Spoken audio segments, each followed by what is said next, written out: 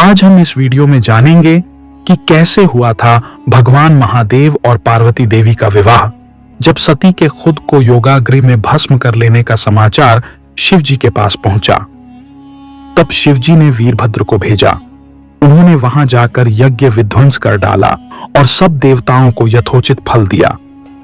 सती ने मरते समय शिव से यह वर मांगा कि हर जन्म में आप ही मेरे पति हों। इसी कारण उन्होंने हिमाचल के घर जाकर पार्वती का जन्म लिया।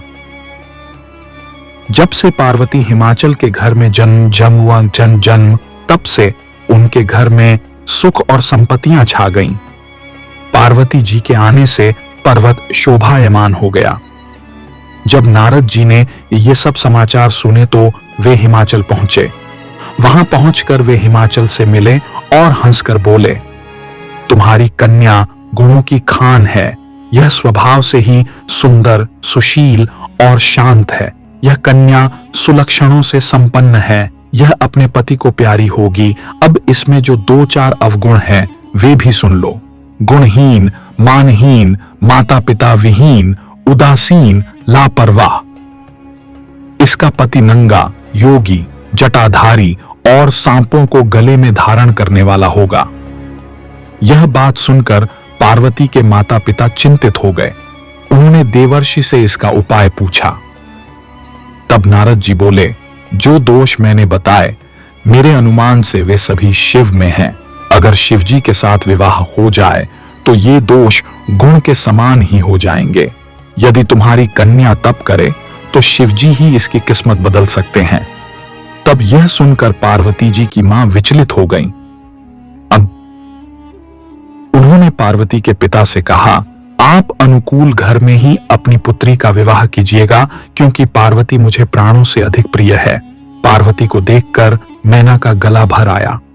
पार्वती ने अपनी मां से कहा, मां, मुझे एक ब्राह्मण ने सपने में कहा है कि जो नारद जी ने कहा है तू उसे सत्य समझकर जाकर तप कर। यह तप तेरे लिए दुखों का नाश करने वाला है। उसके बाद माता पिता को बड़ी खुशी से समझाकर पार्वती तप करने गई। पार्वती जी ने शिव को पति रूप में पाने के लिए तपस्या आरंभ की, लेकिन शिव को सांसारिक बंधनों में कदापि रुचि नहीं थी। इसलिए पार्वती जी ने अत्यंत कठोर तपस्या की ताकि शिव प्रसन्न होकर उनसे विवाह कर लें। जब सप्तर्षि सती की परीक्षा लेने गए, सप्तर्षि ने पार्वती से जाकर पूछा, तुम किसके लिए इतना कठिन तप कर रही हो? तब पार्वती ने सकुचाते हुए कहा, आप लोग मेरी मूर्खता को सुनकर हंसेंगे। मैं शिव को अपना पति बनाना चाहती हूं। पार्वती की बात सुनकर सभी ऋषि हंसने लगे और बोले कि तुमने उस नारद का उपदेश सुनकर शिव को अपना पति माना है, जो सब कुछ चौपट कर देता है। उनकी बातों पर विश्वास करके तुम ऐसा पति चाहती हो जो स्वभाव से ही उदासीन, गुणहीन, निर्लज्ज, बुरे वेश वाला, बिना घर बार वाला, नंगा और शरीर पर नागों को धारण करने वाला है। ऐसे वर के मिलने से कहो तुम्हें क्या सुख मिलेगा। अब हमारा कहां मानो, हमने तुम्हारे लिए बहुत अच्छा वर चुना है। हमने तुम्हारे लिए जो वर चुना है वह लक्ष्मी का स्वामी और वैकुंठपुरी का रहने वाला है। तब पार्वती उनकी बात सुनकर बोली, कहां है कि मेरा हठ भी पर्वत के ही समान मजबूत है। मैं अपना यह जन्म शिव के लिए हार चुकी हूं। मेरी तो करोड़ जन्मों तक यही जिद रहेगी। पार्वती की यह बात सुनकर सभी ऋषि बोले, आप माया हैं और शिव भगवान हैं।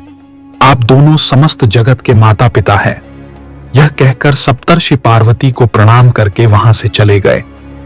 पार्वती जी की दृढ़ निष्ठा ने जीत लिया। शिव जी का मन वर्षों तपस्या करने के बाद एक दिन पार्वती जी के पास एक ब्रह्मचारी आया। वह ब्रह्मचारी तपस्विनी पार्वती का अर्घ्य स्वीकार करने से पूर्व बोल उठा, तुम्हारे जैसी सुकुमारी क्या तपस्या के योग्य है? मैंने दीर्घ काल तक तप किया है। चाहो तो मेरा आधा या पूरा तप ले लो, किंतु तुम इतनी कठिन तपस्या मत करो। तुम चाहो तो त्रिभुवन के स्वामी भगवान विष्णु भी। किंतु पार्वती ने ऐसा उपेक्षा का भाव दिखाया कि ब्रह्मचारी 2 क्षण को रुक गया। फिर बोला, योग्य वर में 3 गुण देखे जाते हैं, सौंदर्य, कुलीनता और संपत्ति। इन तीनों में से शिव के पास एक भी नहीं है। नीलकंठ, त्रिलोचन, जटाधारी, विभूति पोते, सांप लपेटे शिव में तुम्हें कहीं सौंदर्य दिखता है? उनकी संपत्ति का तो कहना ही क्या, नग्न रहते हैं। बहुत हुआ तो चर्म चमड़ा लपेट लिया। कोई नहीं जानता कि उनकी उत्पत्ति कैसे हुई। ब्रह्मचारी पता नहीं क्या क्या कहता रहा, किंतु अपने आराध्य की निंदा पार्वती को अच्छी नहीं लगी। अत वे अन्यत्र जाने को उठ खड़ी हुईं। तब शिव उनकी निष्ठा देख ब्रह्मचारी रूप त्याग प्रकट हुए और उनसे विवाह किया। जहां दृढ़ लगन, कष्ट सहने का साहस और अटूट आत्मविश्वास हो, वहां लक्ष्य की प्राप्ति अवश्य होती है। इस प्रकार हुआ था महादेव और पार्वती का विवाह। ऐसे ही धार्मिक एवं पौराणिक कथाओं को जानने के लिए हमारे चैनल को सब्सक्राइब अवश्य कर लें।